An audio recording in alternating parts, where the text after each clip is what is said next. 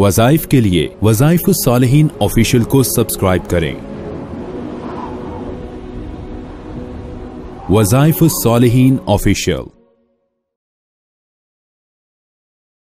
नहमदुहु व नुसल्ली अला रसूलिहिल करीम, अम्मा बअद फ़अऊज़ु बिल्लाहि मिनश शैतानिर रजीम, बिस्मिल्लाहिर रहमानिर रहीम। सूरह हूद कुरान हकीम की वो सूरत है जिसके मुताल्लिक नबी करीम सल्लल्लाहु अलैहि वसल्लम ने इरशाद फरमाया कि सूरह हूद ने मुझे बूढ़ा कर दिया। अब इस सूरत के अंदर अल्लाह रब्बुल इज़्ज़त ने अहवाले आखिरत इतनी शिद्दत के साथ बयान फरमाए हैं कि बाकी किसी और सूरत के अंदर इतनी शिद्दत के साथ हमें नहीं मिलते। अब इस सूरत को सुनकर जो है हमारे नबी अलैहिस्सलाम फरमा रहे हैं कि आपकी दाढ़ी के बाल जो है चंद सफेद थे। एक हदीस में आता है, सही हदीस है, कि आपके दाढ़ी के 22 बाल सफेद थे, सर के और दाढ़ी के मिलाकर टोटली बाल जो आपके सफेद थे वो 22 थे। अब बाज लोग अक्सर ये कहते हैं कि मैंने नबी अलैहिस्सलाम को ख्वाब में देखा कि सफेद दाढ़ी थी और सफेद बाल थे और बड़ा हसीन चेहरा था। तो ये झूठ होता है कि हजूर अलैहिस्सलाम जब भी ख्वाब में आएंगे तो सफेद दाढ़ी के साथ नहीं आएंगे। अगर ओरिजिनल सूरत में आएंगे, हजूर अलैहिस्सलाम को जब भी कोई ख्वाब में देखेगा असली सूरत में, क्योंकि शैतान आप अलैहिस्सलाम की सूरत इख्तियार नहीं कर सकता।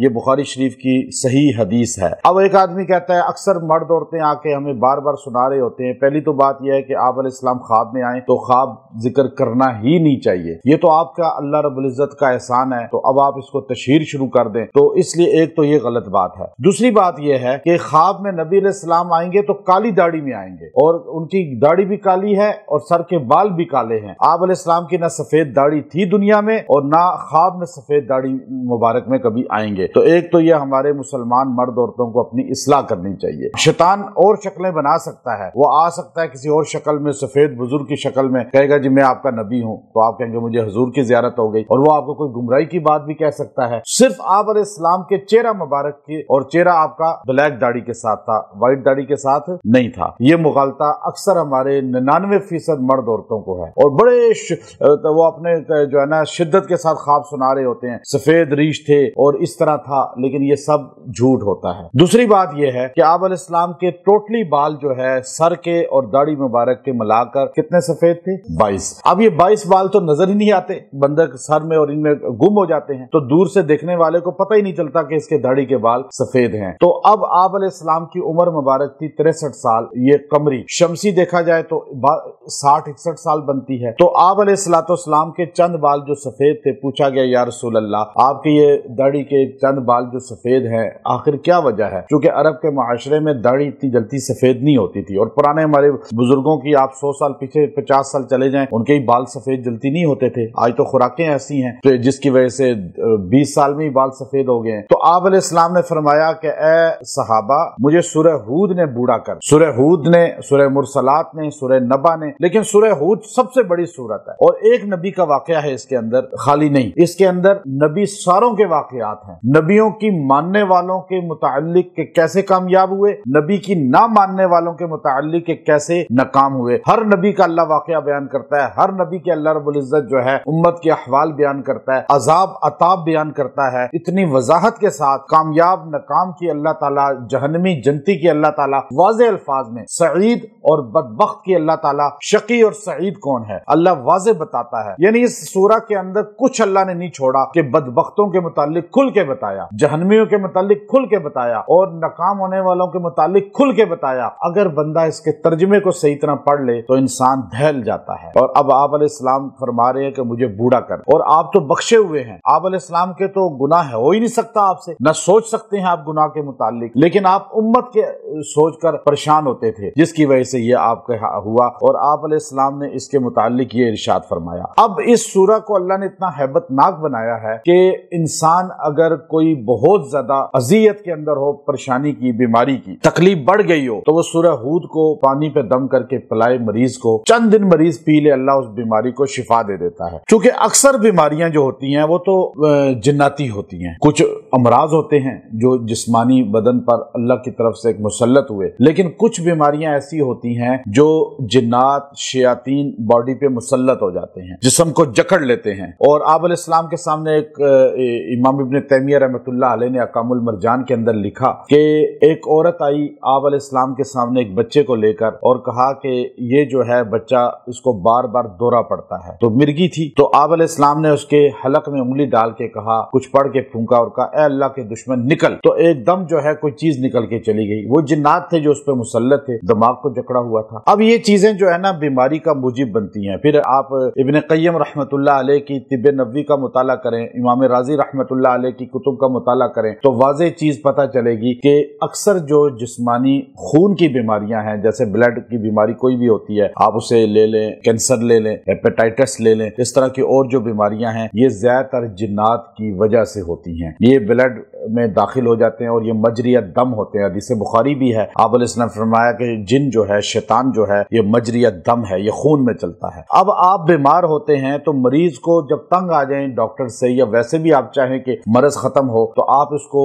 ये सूरह हूद पानी पे दम करके पिलाएं, उसकी हर मरज जो है अल्लाह उसको शिफा दे देगा अमराज से। दूसरा, जिन अगर किसी पे बहुत सख्त आ गया हो, जादू उस पे सख्त हो गया हो, और अब वो जादू जिन्नात जो है बार बार लोग कहते हैं जी हो रहा है, ये भी झूठ होता है, बार बार नहीं होता, एक ही बार होता है। वो कौन सा जो है कि इतना कोई जादू पावरफुल बैठा हुआ है जादूगर कि वो हर वक्त तवीज लिखे और आप पे जादू एकदम हो जाए, और हर तवीज का असर भी नहीं होता। 90% जादू का असर नहीं होता। हम वजू करते हैं, नमाज पढ़ते हैं तो वो असर टूट जाता है, लेकिन ज्यादातर जिन्नात होते हैं जो हमसे हमारी कोताहियों की वजह से मुसल्लत हो जाते हैं। तो अब आप सूरह हूद खुद पढ़ लें या दूसरा पढ़ के दे दे, आप पानी पे दम करके पिए और तेल पे दम करके उससे सर की पैरों की मालिश कराएं, मरीज की, जिन वाले की या जादू वाले की। और उसके वही तेल जो है थोड़ा सा नाफ और नाक दोनों में एक दो दो कतरे रोज टपकाएं। अंदर से भी जिन्नात निकल जाएंगे, बाहर से भी उसका असर टूट जाएगा। सूरह हूद के अंदर अल्लाह ने इतनी तासीर रखी है कि हमारे मुसलमान इसकी अफादियत से गाफिल हैं। हयातुल हयावान के अंदर बाकायदा तौर पे कुछ ऐसी खास चीजें लिखी भी गई हैं कि वो अल्लामा दमीरी रहमतुल्लाह अलैह ने इसको बड़ा खोला भी है। क्योंकि हदीस जब हमारे सामने आई है, हम असल में चंद उन चीजों पे रिसर्च करते हैं जो हमारी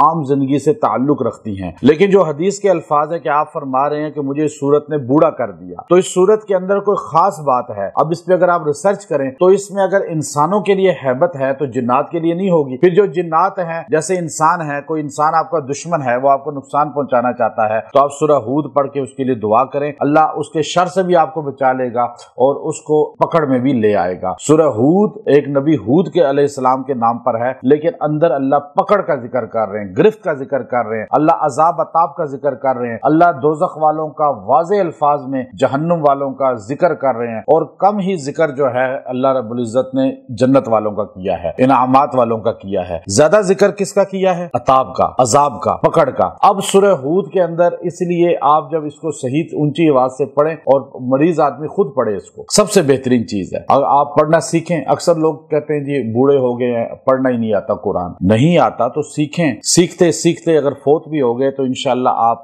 अल्लाह के यहाँ कुरान पढ़ने वालों में उठेंगे। लेकिन आप सीखें भी ना कि आप तो उम्र ही नहीं रही, क्यों नहीं, जिंदगी जब तक है, सांस जब तक है, आप सीख सकते हैं। और सहाबा जितने आए हैं हजूर की खिदमत में, अबू कुहाफा रजी अल्लाह तआला अन्हु जैसा बंदा, अब्दुल्ला बिन उम्मे मक्तूम रजी अल्लाह तआला अन्हु जैसा बंदा, ये दोनों सहाबी 75-70 साल की उम्र में मुसलमान हुए हैं और 70 साल की उम्र में इन्होंने कुरान पढ़ना सीखा है। आप ये कहें जी वो तो अरब थे, हम तो अजम हैं। तो मैं मदीना शरीफ में बैठा हुआ था, शेख जो मस्जिद नबवी के आइम्मा के उस्ताद हैं उनके पास, बिल्कुल मस्जिद नबवी में रोजा रसूल के सामने उनका हलका लगता है, तो मैं उनके पास बैठा हुआ था, एक अरब आया, अरब रियाज से, और कारी बड़ा था, वो उनके पास बैठा। तो उसने कहा कि शेख मैं आपसे तकरार करना चाहता हूँ, कुछ निस्बत कायम करना चाहता हूँ किरात की, आप मुझे कुरान हकीम जो है उसके असबाक पढ़ा दो। उन्होंने कहा पढ़ो। कारी था वो भी, आम पढ़ा हुआ था, कारी आम, बड़ा कारी नहीं था, आम। उसने आऊज़ु बिल्लाह पढ़ी तो शेख ने उसको, मैं बैठा हुआ मगरिब के बाद, शेख ने उसको रोक दिया, उसने कहा गलत पढ़ रहे हो, तुमने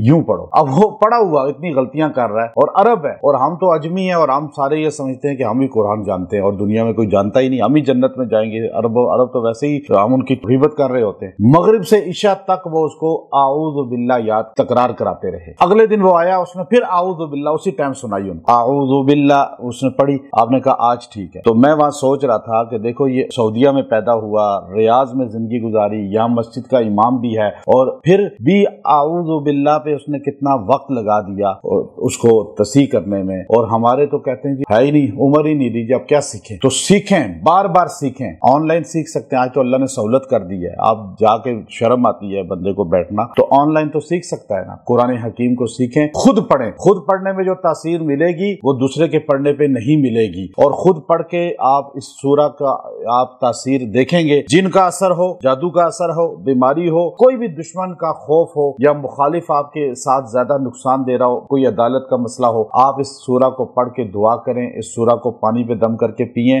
انشاءاللہ اس کی تاثیر بہت زیادہ ہے۔ یہ میں نے مختصر بتا دی ہے، آگے آپ اس کا ترجمہ پڑھیں گے تو انشاءاللہ آپ کو خود پتہ چلے گا کہ اس سورت کے اندر کچھ آیات ایسی ہیں جو اللہ رب العزت نے تاثیر میں اتنی زیادہ رکھی ہیں کہ انسان اگر بہت ہی کسی تکلیف کے اندر مبتلا ہو، اس آیت کو پڑھ لے، اللہ اس کو وہاں سے نکال دیتا ہے۔ وہ آیتیں میں الگ الگ بتاؤں گا انشاءاللہ، لیکن فی الحال آپ سورہ ہود کو اپنا حصہ بنائیں زندگی کا۔ وآخر دعوانا ان الحمد للہ رب العالمین۔